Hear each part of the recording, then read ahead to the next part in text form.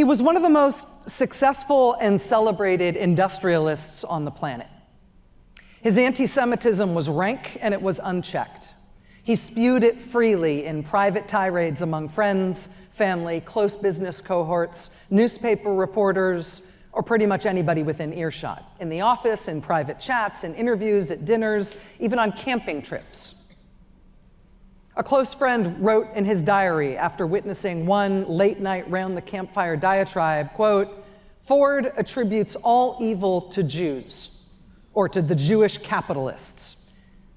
Henry Ford even ordered his engineers to forgo the use of any brass in his Model T automobile. He called brass a, quote, Jew metal. Ford said, "Wherever there's anything wrong with the country, you'll find the Jews on the job there."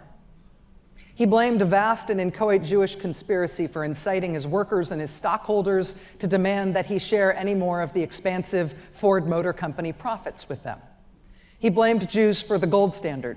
He blamed Jews for the advent of the Federal Reserve Bank. He blamed Jews for ruining motion pictures in America.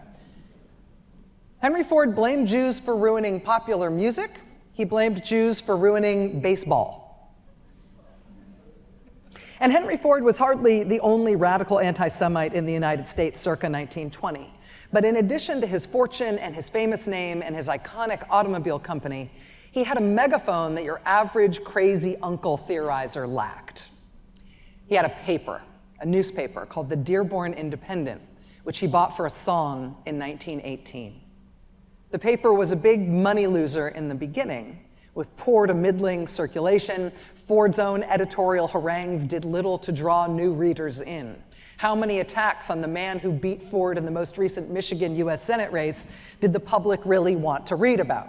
Oh, but Truman H. Newberry had stolen that election. One of the Independent's editorial staffers was a veteran of New York tabloid newspaper wars, and he had an idea.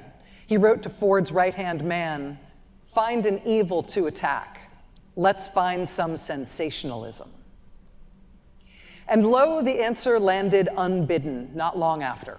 A newly translated English edition titled "The Protocols of the Meetings of the Learned Elders of Zion." The pamphlet was the work of rabidly anti-Semitic Russian fabulists who were mad at the Bolsheviks toppling the old Tsarist aristocracy. The Tsarists portrayed the Russian Revolution as not just a local affair, it was the early innings of a plot by a cabal of all-powerful Jewish schemers to take over the world. The Protocols was billed as the product of a surreptitious note-taker who was present at a top-secret meeting wherein these Jewish puppet masters had drawn up their strategy and tactics in detail.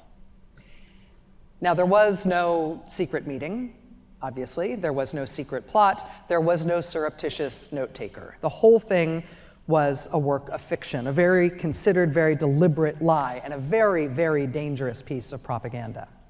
Henry Ford and his newspaper bore down on it with glee. They started a new weekly series in the Dearborn Independent based on the Protocols. It would end up being a 92-part weekly series.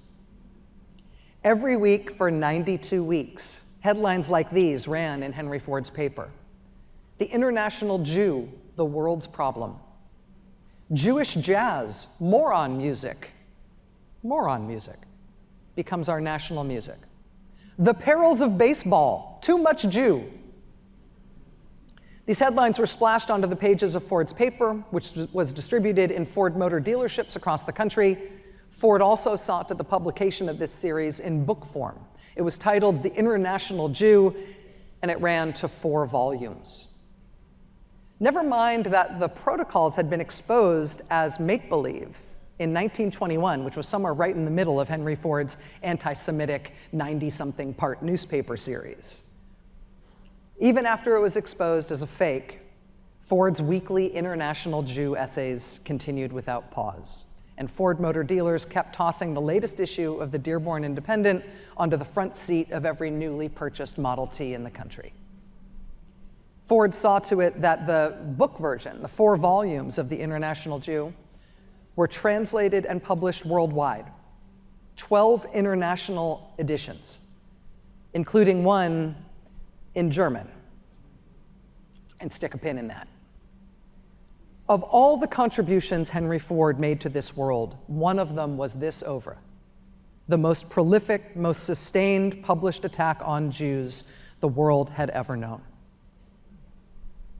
The German edition of Ford's book had landed in the hands of one particularly gifted propagandist. When Adolf Hitler's Mein Kampf was published in 1925, he appeared to lift not just ideas, but whole passages from Henry Ford's publications. The first edition of Mein Kampf extolled Henry Ford by name. It said, "It is Jews who govern the stock exchange forces of the American Union. Every year makes them more and more the controlling masters of the producers in a nation of 120 millions. Only a single great man, Ford, to their fury, still maintains full independence." Hitler, by this point, had already mulled sending some German shock troops to major American cities to aid in what he hoped would be Ford's run for the presidency in 1924.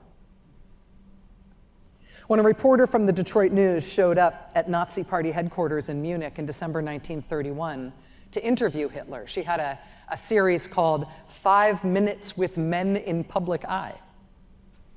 When she sat down to interview Hitler and looked around his office, she was surprised to find hanging on the wall behind Hitler's desk a large framed portrait of Henry Ford.